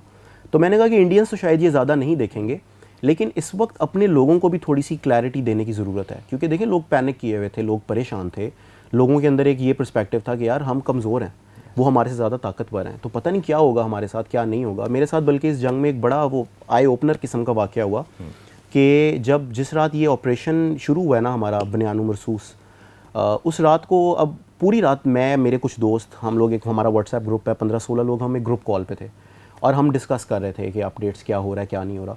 तो मैं दूसरे रूम में था, साथ वाले रूम में जो है वो बेगम और मेरा बेबी भी है माशाल्लाह, तो वो सोए हुए थे, हाशिम है उसका नाम। सुबह 8 बजे हम लोग अपनी कॉल वाइंड अप करके ना, कि जब पता लग गया जी कि पाकिस्तान ने रिस्पॉन्ड कर दिया, हमने कहा यार कोई 2-3 घंटे सोते हैं, फिर उठ के देखेंगे, अल्लाह खैर करे, अल्लाह बेहतर करे क्या मामला हैं। तो मैं अपने रूम में गया, मैं बेड के ऊपर जाके बैठा, बहरिया में मैं रहता हूँ, तो बहरिया के पास है सुंदर स्टेट, वहाँ पर एक ड्रोन गिरा था आके। वो ड्रोन गिरा सुंदर में आके, और जहाँ जहाँ विसिनिटी में ड्रोन्स गिरते थे तो वो उससे एक मिनी किस्म का जलजिला आता था, एक आवाज़ आती थी, जलजिला आता था, और बेड, ज़मीन वो एक फा हिलते थे। तो मैं बेड पे आके बैठा, बेड हिला तो हाशिम सोया हुआ था, वो जैसे ही बेड हिला ना तो हाशिम उठ के बैठा और वो रोना शुरू हो गया। मुबशर भाई, मेरे लिए वो एक ऐसा मोमेंट था जिसमें सबसे पहले मैंने ये क्वेश्चन किया अपने आप को कि यार तुम्हें पता है कि ये दुनिया किस तरह की है, यहाँ पे मामलात किस तरह के हैं, you could have chosen to not bring another life into this world. एक एग्जिस्टेंशियल क्वेश्चन आ जाता ना यार कि तुमने ये क्यों फैसला किया कि तुम इस जान को इस दुनिया के अंदर लेके आओ। लेकिन अगर वो इस वक्त आ गई है तो फिर आप सोचें कि मैं कोई इस वक्त ना कोई मुझे ये ना कहे कि ये रियासत का माउथ पीस बन के बात कर रहा है, या ये कोई बहुत नेशनल फर्वर से बात कर रहा है। मैं प्योरली एक एग्जिस्टेंशियल पर्सपेक्टिव से बात कर रहा हूँ कि अगर ये रियासत, ये इसकी कुछ बाउंड्रीज़ ना होती, इसका एक हुकूमत ना होती, उस पर कोई एक फ़ौज ना होती जो हमें डिफेंड कर सकती, तो वो मेरे बच्चे का क्या होता। ठीक है, और मतलब आप सोचें कि वो गज़ा के अंदर जो बच्चे हैं, यही बात करना आप उनका, वो उस वक्त मुझे पर्सनली सबसे ज़्यादा हेल्प किया, क्यों नहीं है उनका कोई पुरसान हाल, कोई रियासत नहीं है, कोई उनको डिफेंड करने वाले नहीं है। तो आपके 100 इख्तलाफात हों, आपके 100 आपको सियासी मसाइल हों, आपको इशूज़ हों, लेकिन सर्वाइवल तो जुड़ा हुआ है हमारा इसी रियासत के साथ, इन्हीं लोगों के साथ जो चला रहे हैं। फिर नजर आया, कामयाब हुए, और नजर आया कि पता चला कि किस तरह से दिफा किया जाता है। इसी दौरान सोशल मीडिया पे अब जिस तरह कंटेंट क्रिएटर्स हैं, एक जिम्मेदारी आप लोगों ने भी अपनी अदा की, आपने खुसूसी तौर पे बड़ा वो चीज़ वायरल हुई। एक side of the social media वो भी है जिसको हम क्रिंज कंटेंट कहते हैं, ठीक है ना, उस पर मैं आपकी राय ज़रूर जानना चाहूँगा। Family vlogging, I am sure आपने बहुत जगह बात भी की होगी, आपने कहीं ना कहीं इस पर भी रील बनाई होगी कि एक फैमिली व्लॉगर क्या सोचता है, लेकिन आपको क्या लगता है कि ये कंटेंट क्रिएटर्स की भी उतनी ही जिम्मेदारी है जितना एक एंकर, जर्नलिस्ट, ऐसे मामलात में? देखिए कंटेंट मैं आपको प्योरली अपने पर्सपेक्टिव से बताता हूँ, और वो ये था कि मैं अगर कंटेंट क्रिएटर हूँ, लोग मुझे फॉलो करते हैं, लोग मेरे काम को पसंद करते हैं, तो मैं एक सर्टेन इन्फ्लुएंस रखता हूँ उनके ऊपर, ठीक है। उसकी डिग्री कम हो सकती है, ज़्यादा हो सकती है, लेकिन इन्फ्लुएंस है। मेरी एक बात जो मेरे प्लेटफॉर्म से जाएगी उसकी एक वैल्यू होगी, और अगर उस बात के अंदर कोई लॉजिक, रीजनिंग मौजूद होगी तो ज़्यादा वैल्यू होगी उसकी। तो मेरा पहला पर्सपेक्टिव तो उसमें ये था कि मेरे ऊपर इस वक्त जिम्मेदारी ये है कि जो पैनिक है ना, हिस्टेरिया है एक लोगों के अंदर, क्योंकि हमारे लोगों का ये भी आदत है कि चीज़ कुछ हुई है वो 1 की 10 बना के वो सोशल मीडिया के ऊपर, फिर कुछ लोग इर्रेस्पॉन्सिबल इतने ज़्यादा होते हैं कुछ प्लेटफॉर्म्स सोशल मीडिया के ऊपर कि वो लोग उसका फ़ायदा उठाते हैं उस मौके का, कि अगर हमें चीज़ का पता चला है, हम इसको सेंसेशनलाइज करके अगर अपने प्लेटफॉर्म से पेश करेंगे, उनको पता है गलत है, लेकिन व्यूज़ आ जाएंगे, उसकी वजह से उसके कॉन्सिक्वेंसेस। बस ये आज की बात नहीं, आप बहुत पुरानी बात है। 12 साल पहले, 15 साल पहले फॉरवर्ड मैसेज आता था, 10 लोगों को भेजें, ये होगा, ऐसे ही है, और लोग करते थे, ऐसे ही है। तो उस वक्त ना तो ये उसकी एक एक्सटेंडेड फॉर्म, तो उस वक्त बहुत मिस इन्फॉर्मेशन और फेक न्यूज़ ना वो फैल रही थी वो मुख्तलिफ चीज़ों के बारे में, कि मतलब देखें, एक तो इंडियन मीडिया प्रोपेगेंडा कर रहा है, लोग वहाँ से देख रहे हैं, वहाँ से डर रहे हैं, फिर यहाँ से अगर आपका अपना सोशल मीडिया भी आपको ये बताने लग जाए कि ओहो हो ये यहाँ पर ये हो गया, यहाँ पर ये, तो उस वक्त मुझे लगा कि मेरी एक जिम्मेदारी इस वक्त ये ज़रूर बनती है कि अगर मैं कुछ लोगों को ये बता सकूँ कि फैक्ट चेक करके कि नहीं ये फैक्ट है, ये जो बात है ये रूमर है, ऐसा नहीं हुआ, ऐसा हुआ है, तो उससे बहुत लोगों को हौसला मिलेगा, को तसल्ली मिलेगी। और जंग की सूरत हाल में देखिए, हमारी भी पहली जंग थी ज़िंदगी की जो हमने विटनेस किया, इससे पहले तो नहीं की थी, लेकिन अकल का तकाजा ये है कि जंग के टाइम पे एक मुल्क के अंदर जितना काम होगा, जितने लोग उस वक्त एक कॉन्फिडेंट एग्जिबिट करेंगे अपनी रियासत के अंदर भी और आपस में भी एज अ कम्युनिटी, उतना बेहतर है। कि अगर अवाम ही पैनिक कर गई तो फिर लड़ना किसने है वहाँ पर जाकर, मतलब कॉन्फिडेंस अगर उनको नहीं है अपनी रियासत के ऊपर। तो एक तो मुझे लगा मेरी ये जिम्मेदारी है जो कि मुझे पूरी करनी चाहिए। दूसरा जो स्पेसिफिकली वो बुलिंग वाली वीडियो थी, वो एक तो मेरे दिल से बहुत ज़्यादा निकल रही थी, और दूसरा क्योंकि लोग हमारे ये महसूस कर रहे थे कि शायद हमें कमज़ोर रियासत हैं भी सही, मतलब इकनॉमिकली हम उनसे कमज़ोर हैं, साइज़ में छोटे हैं, रिसोर्सेज के हिसाब से छोटे हैं, तो एक ये वाला भी डर था यार कि वो बहुत आसानी से ये तो हमें हरा देंगे, हरा क्या देंगे बल्कि हमारी तबाही कर देंगे, नुकसान कर देंगे। तो मैंने क्योंकि थोड़ा सा जियो पॉलिटिक्स का अंदाज़ा था, कुछ थोड़ी बहुत चीज़ों का अंदाज़ा था, तो मैंने वो नॉलेज लोगों को देने की कोशिश की कि नहीं, ये इतना सिंपल नहीं होता कि एक बड़ी रियासत है तो वो आके छोटी रियासत को रोल ओवर कर देगी, ऐसा नहीं है। आप कॉन्फिडेंस रखें, ठीक है, there is an army, there is a government, आपका पूरा सिस्टम इन प्लेस है। लेकिन आप अगर ये पूछ रहे हैं कि क्या कंटेंट क्रिएटर की भी जिम्मेदारी होती है ये करना, और आसान अल्फाज में फैमिली व्लॉगर्स जो बहुत मशहूर हैं, उन्होंने उस तरह से उस वक्त में जो उनको कंटेंट करना चाहिए था वो शायद उनकी तवज्जो उधर नहीं थी। अच्छा देखें मुबश्शिर भाई, हो सकता है ना किया लोगों ने और नहीं किया कुछ लोगों ने, मुझे पता भी है उस तरीके से, लेकिन ना मैं अगर आज ये कहूँगा ना कि ओहो उन्होंने नहीं किया और देखें मैंने किया, तो मैं बिल्कुल नहीं चाहता कि मैं कोई पॉइंट स्कोरिंग करूँ इस मौके के ऊपर कि देखिए मैंने तो उस वक्त किया था। मैं एक ओपिनियन जानना चाह रहा हूँ। मेरा ओपिनियन ये है कि जिम्मेदारी बनती है, ठीक है, जिम्मेदारी बनती है, लेकिन अगर किसी ने नहीं किया तो उसकी बुनियाद पर आप उसको रोस्ट ना करें, आप उसके पीछे ना पड़ जाएँ, ठीक है। उसकी चॉइस थी, उसने नहीं किया, ठीक है, आपको उसकी बात बुरी लगी, आपके पास ऑप्शन है, आप उस बंदे को अनफॉलो कर दें, आप आइंदा उसको ना देखें। लोग इसलिए बात करते हैं कि उनकी एक ऑडियंस होती है और लोग उस वक्त शायद सुनना चाहते हैं। फैमिली व्लॉगिंग पर आपका क्या पॉइंट ऑफ व्यू है? आप इस हक में हैं? कभी हम ये देखेंगे कि अब्बास बुखारी भी इस तरफ, या अब्बास बुखारी को अपने कंटेंट? नहीं, मैं तो मतलब वही बात है कि नेवर से नेवर। अल्लाह ताला अक्सर ऐसा होता है कि आप कोई चीज़ कहते हैं वो आपके सामने ले आता है कि ए पुत्र हुनवेक। तो मैं अभी तक इरादा मेरा अभी तक या कभी भी नहीं होगा कि मैं फैमिली व्लॉगिंग करूं। और मुझे देखें उससे मसला ये नहीं है, पहले ही एक बात एक जगह पे कर चुका हूं, मुझे ये मसला नहीं है जो ये इतराज़ करते हैं ना कि वो देखें अपनी बीवी को अंदर ले आया कंटेंट में, या अपनी माँ को कंटेंट में ले आया, या ये अपनी घर की ज़ाती ज़िंदगी दिखा रहा है सबको। उसका कंसेंट है, उसके घर वालों का कंसेंट है, वो आना चाह रहे हैं उसके कंटेंट में, ठीक है, वो आ गए हैं, वही बात है। आपने नहीं देखना, आप ना देखें। ये इतराज़ फैमिली व्लॉगिंग के ऊपर सॉर्ट ऑफ गलत है। हाँ, उसके अंदर ये होता है कि अक्सर जब आप फैमिली व्लॉगिंग शुरू करते हैं ना, तो फिर आपने जब रोज़ कंटेंट देना है तो फिर आप आहिस्ता आहिस्ता अपनी बाउंड्रीज़ ख़त्म करते हैं, और एक दलदल, ठीक है, तो वो एक लूप है जिसमें फिर आप फंस गए हैं। क्योंकि देखें ना, आपने अगर शुरू में अपने लिए बाउंड्री सेट की थी कि नहीं मैं कभी अपने बेडरूम में तो नहीं लेके जाऊँगा कैमरा, ठीक है, तो एक दिन आपके पास कॉन्टेंट नहीं है और आपको लगता है कि अभी तक क्या नहीं देखा किसी ने, बेडरूम नहीं देखा, खाली बेडरूम में, मतलब कोई गलत बात नहीं कर रहा, तो फिर आप ले जाते हैं, ठीक है, फिर आप आगे से आगे बढ़ते जाते हैं। तो इसी वजह से मुझे लगता है फैमिली व्लॉगिंग एक स्मार्ट चॉइस नहीं है एक ऐसे बंदे के लिए जो एक प्राइवेट लाइफ पसंद करता है और जो नहीं चाहता कि उसकी ज़िंदगी के अंदर मुदाखलत हो किसी की। दूसरा मुझे ये लगता है कि क्रिएटिव काम नहीं है इतना फैमिली व्लॉगिंग, मतलब क्रिएटिविटी उसमें कहाँ पे आती है, मतलब क्रिएटिविटी उसमें ज़्यादा यही नज़र आती है कि ये प्रैंक हमने कर लिया या फिर आज हमने उसको ये टास्क दे दिया, उसने वो पूरा कर लिया।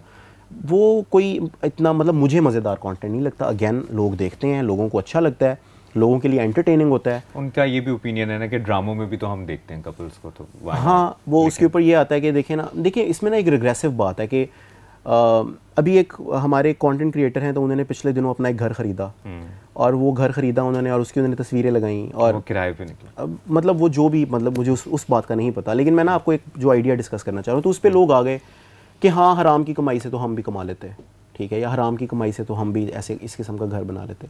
ना कहें ऐसा, ठीक है, ऐसा ना बोलें। आप कैसे किसी की कमाई को बैठ के आपने इसके ऊपर वो दे दिया फतवा कि हराम की कमाई है, और वो हराम की कमाई क्यों कह रहे हैं कि तुम अपने घर की औरतें जो है वो दिखाते हो। मसला ये जो कमेंट कर रहे हैं वही लोग व्यूज़ भी दे रहे हैं। हाँ वही लोग व्यूज़ दे रहे हैं। अच्छा, और हराम की कमाई क्यों है जी? हराम की कमाई उनके नज़दीक इसलिए क्योंकि तुम घर की औरतें दिखा के पैसे कमा रहे हो।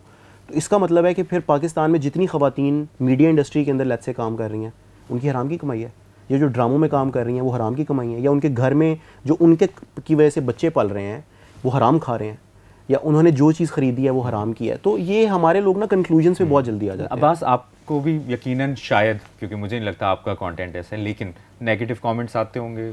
मोशर भाई ऐसा होता है, ये तो एक फिनोमेना है बड़ा सीधा सीधा, कि आप जब शुरू में ग्रो कर रहे होते हैं ना तो आप सबके डार्लिंग होते हैं, क्या बात है यार, क्या कंटेंट बनाते हैं, बहुत अच्छा, क्या बहुत अच्छा बहुत अच्छा। तो मैं भी कहता था आज से 6-7 महीने पहले कि मुझे तो यार नेगेटिव फीडबैक नहीं आता, अल्लाह का शुक्र है यार, मुझे तो कभी कोई ट्रोल नहीं नीचे आके कोई बात करता। लेकिन ये फिनोमेना पता कैसे वर्क करता है, जैसे जैसे आप बड़े होते जाते हैं, ठीक है, जैसे आप लैडर क्लाइंब करते जाते हैं ना, it is bound to happen, ठीक है। और ये अच्छी बात है, क्योंकि ना शुरू में मैं इस बारे में बड़ा कॉन्शियस होता था यार कि मैं कंटेंट अगर अच्छा बना रहा हूँ ना तो मैं यही स्टाइल ऑफ कंटेंट रखूँ अपना। लेकिन जब आपको ये रियलाइज़ होता है ना कि ब्रो आप खुश नहीं कर सकते हर किसी को, ठीक है, और आपको अपने आप को एक्सप्रेस करना है इस प्लेटफॉर्म के ऊपर जिस लिए आप आए थे, वो आपको समझ में आता है जब आपके पास भी एक आधा ट्रोल आ जाता है, नेगेटिव बात कर देता है, तो आप फिर रियलाइज़ करते हो कि किस लिए लोगों को खुश करना है, नहीं करना। अपना काम करो, जिसको अच्छा लगेगा वो आपकी तारीफ़ कर देगा, जिसको बुरा लगना है उसको लगना ही बुरा है, वो बैठा ही ट्रोल करने के लिए। पहली गाड़ी जब ली है जी, और मैंने वो रील भी देखी, क्या जज्बात थे, भाभी के क्या जज्बात थे, और क्या एक ऐसी फील्ड में आके कि जिसमें आपने कभी सोचा भी नहीं होगा आज से 2 साल पहले। बिल्कुल ऐसी है गाड़ी। मेरे पास ये नहीं था कि पहले मेरे पास गाड़ी नहीं होती थी, मेरे पास गाड़ी होती थी, लेकिन वो वालिद साहब की गाड़ी थी, अपने खून पसीने की। मुझे कंटेंट याद है। तो वो उनकी गाड़ी होती थी। लेकिन ये जो है ना हैवल, अब इसमें ना मैंने पैसे जब कमाना शुरू किए तो मैंने कहा यार गाड़ी मैं अपनी लूँगा अब। तो मैं शुरू बहुत छोटी गाड़ी से हुआ कि मैंने कहा कि यार बस ठीक है मैं ऑल्टो लूँगा, वो तो मेरे पास अपनी गाड़ी हो। फिर ऑल्टो से मैं कल्टस पे आ गया, फिर उससे मैं सेडान पे आ गया। लेकिन वो जैसे जैसे मैं कमा रहा था, मेरे पास पैसे ही इकट्ठे हो रहे थे, तो फिर एक पॉइंट पे मैंने कहा कि यार वाई नॉट यार, क्रॉसओवर ले सकते हैं, तो क्रॉसओवर ले लेते हैं। तो मैंने फिर ले ली, गाड़ी ले ली। और उसमें ये था कि हमारी सोसाइटी में ना कुछ चीज़ें एज माइलस्टोन्स समझी जाती हैं, पहली गाड़ी लेना, पहला घर लेना, ये वो। तो वो उस हिसाब से बिल्कुल माइलस्टोन था। ऑल्दो मैंने कहीं पर उसका ना कोई ऐलान नहीं किया, कोई ढिंढोरा नहीं पीटा कि ओ हो कि मैं ये अब सक्सेस की निशानी बन गया हूँ कि मैंने पहली गाड़ी ली है। कोई ऐसी बात नहीं है, ले लिया आपने, अच्छी बात है, अपनी सहूलत के लिए, चलाने के लिए। और भी ग्रो करना है ज़िंदगी में इंशाल्लाह, इससे और अच्छी गाड़ियाँ लेंगे और घर लेंगे। तो शो ऑफ करना जो है वो एक उसको अच्छी बात नहीं है आवाम के सामने। बिल्कुल ऐसे। अच्छा, कॉमेडी में या स्टैंड अप कॉमेडी में आपको तो बहुत ज़्यादा इस बात का अंदाज़ा होगा कि आपके जोक्स अगर पुराने हो जाएं आपको कुछ ना कुछ वेरिएशन लानी पड़ेगी। इसी तरह कंटेंट का है, ये उसी तरह का कंटेंट जी 2 साल पहले भी है। तो वक्त के साथ साथ, क्योंकि जब से ये इंस्टाग्राम आया, आप ये स्क्रॉलिंग, ये तो नए लोग भी आ रहे हैं, पुराने लोग, तो इस पर आपका क्या ओपिनियन है कि कंटेंट चेंज होता रहना चाहिए या आपको अपने माइंड पे यकीन? कंटेंट चेंज होता रहना चाहिए, ठीक है। कंटेंट आप चेंज नहीं करेंगे तो रिडंडेंट हो जाएंगे। लोग ज़्यादा अरसे तक एक ही तरह की चीज़ नहीं देख सकते, पसंद आती है उनको। तो मैंने हमेशा से शुरू से मैं इस बारे में कॉन्शियस था कि जैसे मैंने सबसे पहले एक डैड का कैरेक्टर प्ले करना शुरू किया, अंकल का। अब वो बहुत हिट हुआ, लोगों को बहुत अच्छा लगा, लेकिन मेरे पास डैड के और बहुत सारे आइडियाज़ होते थे, मैं जान के नहीं करता था, ठीक है। क्योंकि आपको स्टीरियोटाइप नहीं होना, ठीक है, कि लोग कहेंगे यार वो अब्बास बुखारी की शनाख्त ये ना हो, अब्बास बुखारी हाँ वो डैड कैरेक्टर करता है बड़ा अच्छा, नहीं, वहाँ पे आप थोड़े से नाकाम हो गए। आपके पास इतनी डाइवर्सिटी होनी चाहिए आपके काम के अंदर कि आपको कोई भी किसी एक कैरेक्टर से, किसी एक कंटेंट पीस से एट्रीब्यूट ना करे उन्होंने आपके मल्टीपल कंटेंट पीस देखे हों, मल्टीपल आइडियाज़ देखे हों और वो उनको सब इतने पसंद आए। उसके बाद आपके कंटेंट के बाद बहुत से लोग फिर हाँ वो उसको आगे से देखते हैं। तो ये तो एक कांस्टेंट प्रेशर मेरे ज़हन पे होता है, जैसा कंटेंट बनाने की भी बड़ी लोग कोशिश कर रहे हैं। तो ये प्रेशर कांस्टेंट है मुबशर भाई, और ये एक बड़ा मुश्किल चीज़ है ये सोचते रहना कि कॉन्स्टेंटली इनोवेशन रखनी है आपने काम के अंदर। किसी पॉइंट पे ये नहीं आपको लगने देना कि ये वही चीज़ है यार जो ये साल पहले कर रहा था, तो ये फंस गया एक जगह पे। बड़ा प्रेशर है इस चीज़ का। और अभी वैसे बहुत सीरियस बातें होगी, मैं तो आपसे एक्सपेक्ट कर रहा था कि बहुत हम फनी भी बातें करेंगे, लेकिन मुझे खुशी हो रही है कि आपकी ये वाली साइड ऑफ दी पर्सनैलिटी लोगों को सुनने को और देखने को मिल रही है। ये जो आप नाम बनाते हैं मेडिकल टर्म्स में, जब आप डॉक्टर बनते हैं, रील के ये असल में नाम होते हैं क्योंकि हम मेडिकल से ताल्लुक है। तो ये खुद से सोचते हैं नाम, वो क्या होता है? मैं बताता हूँ आपको। उसका थॉट प्रोसेस ये होता है कि ये तो एक आदत मैंने अपने कुछ डॉक्टर दोस्तों की ये देखी कि वो जब नए नए आते हैं ना मेडिकल स्कूल में, तो वो ये थ्रो करते हैं टर्मिनोलॉजी कि हाँ यार वो उसको पैरासीटामोल ले ले, ठीक है, या फ्लेक्लोक्लोस्टाइन ले ले, ठीक है, सीधी अल्फाज में बात नहीं करते वो। तो ये वर्ड्स मैं खुद बनाता हूँ फिर, ठीक है, कि जैसे अब मैंने वो रिसेंटली वीडियो लगाई तो तब रमज़ान चल रहा था, ठीक है, तो अब रमज़ान में तली हुई चीज़ें हर कोई खा रहा होता है, पकौड़े कचौरी ये वो सब कुछ। तो मैंने एक बीमारी उसमें देख के बना दी, पकौड़े को इंग्लिश में फ्रिटर कहते हैं, फ्रिटर्स, तो मैंने बीमारी बना दी मेगा फ्रिटर कचौरीसाइटिस। ठीक है, ठीक है, मेगा फ्रिटर पकौड़ा कचौरीसाइटिस, कि आप ये खाते हैं तो आपको वो हो जाता है। तो ये वर्ड्स फिर मैं जो है खुद से बनाता हूँ। फिर आपके लार्ज इंटेस्टाइन और स्मॉल इंटेस्टाइन के दरमियान में एक पैसेज होता है जिसको एब्डोमेस्कुलेरियल वेस्को तो वो उनको मैंने मॉक किया, वो मैं खुद बनाता हूँ बैठ के। और वो ये वाली बात इतनी रिलेटेबल थी कि वो वाइट हमारे भी जो दोस्त वो वो नहीं उतारते, ओवरकोट नहीं उतारते ही नहीं, हर जगह पहन के आए होते हैं।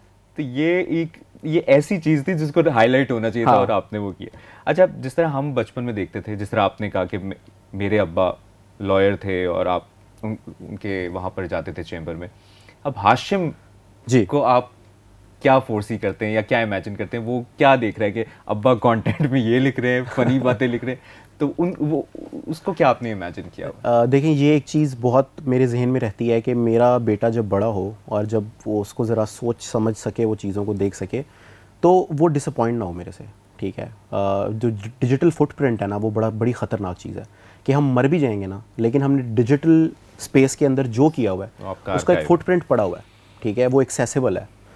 तो मैं सोचता हूँ इस बारे में कि जब मेरा बेटा बड़ा हो और वो कुछ भी देखे मेरा काम किसी पॉइंट पे, तो उसको डिसअपॉइंटमेंट ना हो मेरे से, ठीक है। शर्मिंदगी नहीं मैं बात कर रहा कि कोई उसको शर्मिंदगी नहीं, उसको खुद डिसअपॉइंटमेंट ना हो, पहली बात।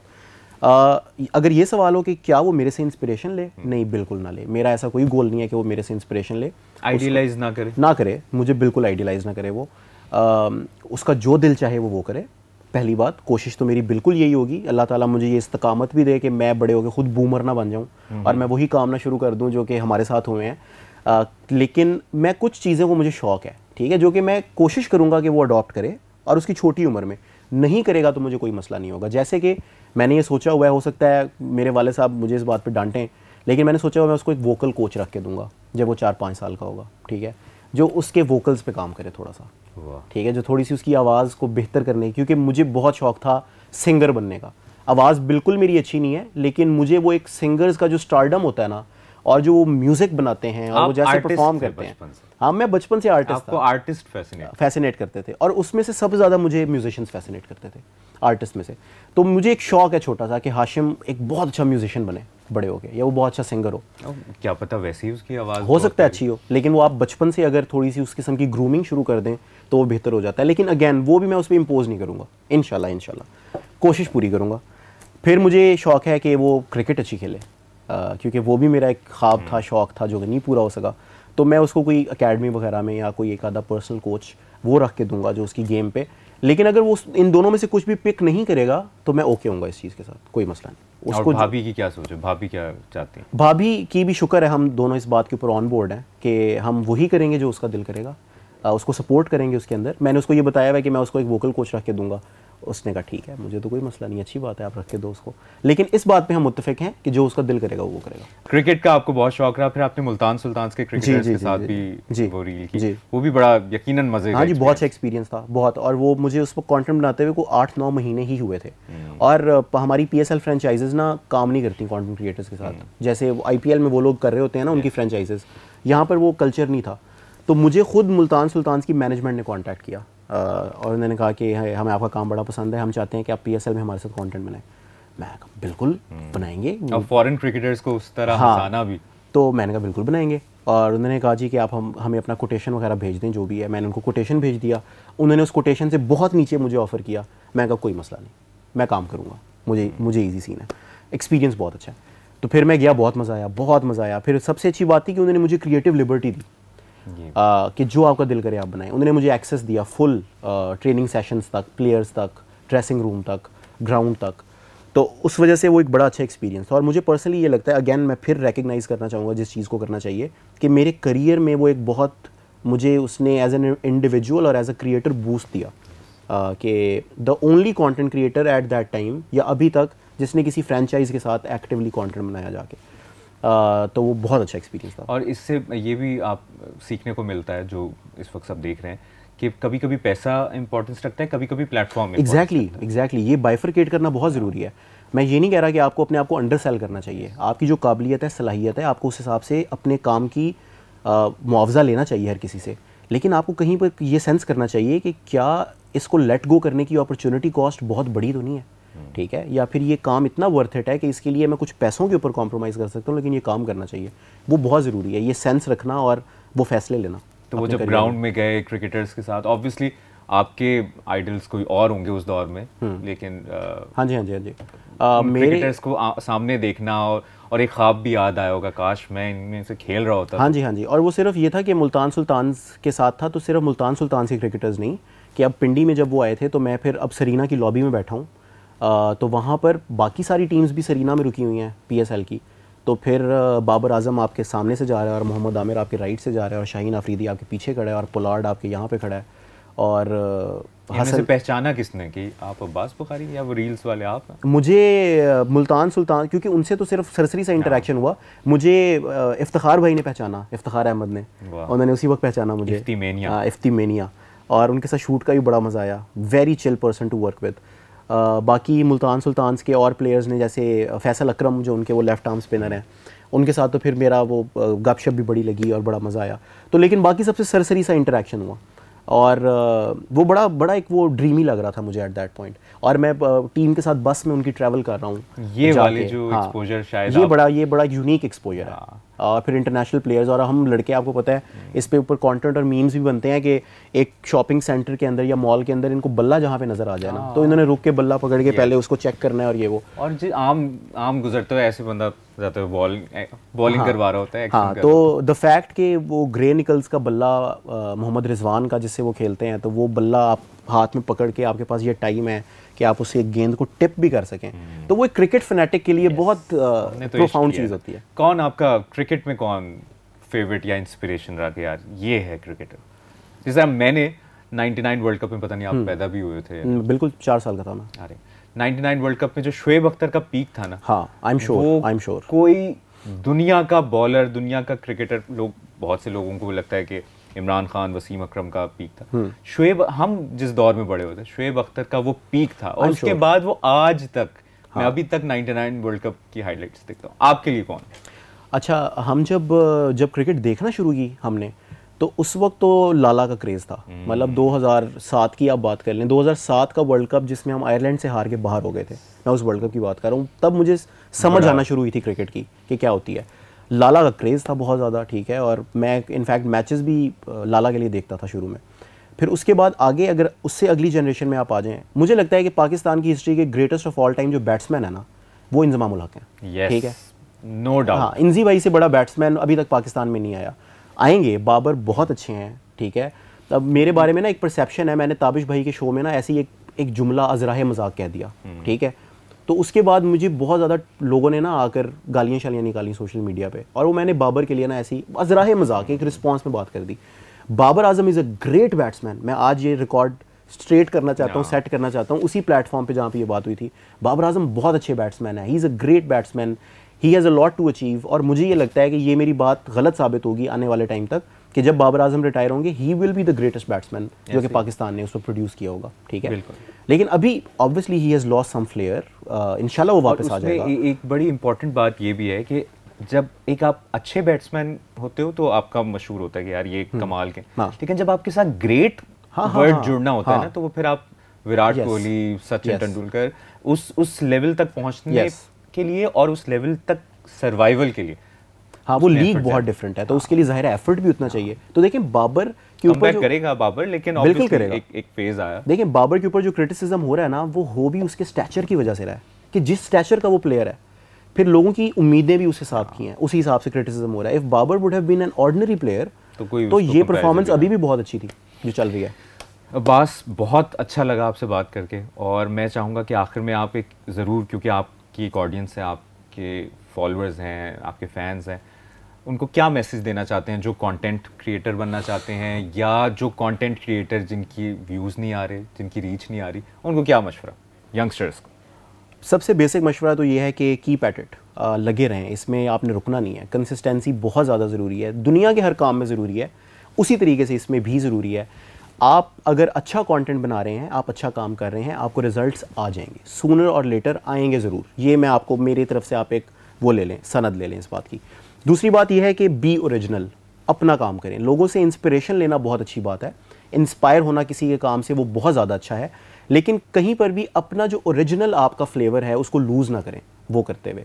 दूसरी बात, रन ऑफ द मिल चीज़ ना बनाएं। अगर कोई एक फार्मूला लगाकर या कोई एक स्टाइल ऑफ कंटेंट बना के कामयाब हो गया है, उसका मतलब ये नहीं है कि आप भी कामयाब हो जाएंगे। फैमिली ब्लॉगिंग, डेली ब्लॉगिंग के ऊपर बहुत ज़्यादा बात होती है, हमने भी की अभी, लेकिन मुबशिर भाई आप देखें कितने लोग फैमिली ब्लॉगिंग कर रहे हैं पाकिस्तान में, शायद हज़ारों की तादाद में लोग होंगे। कामयाब कितने हैं उसमें? 4, यस, 3, बहुत कर लें आप 5।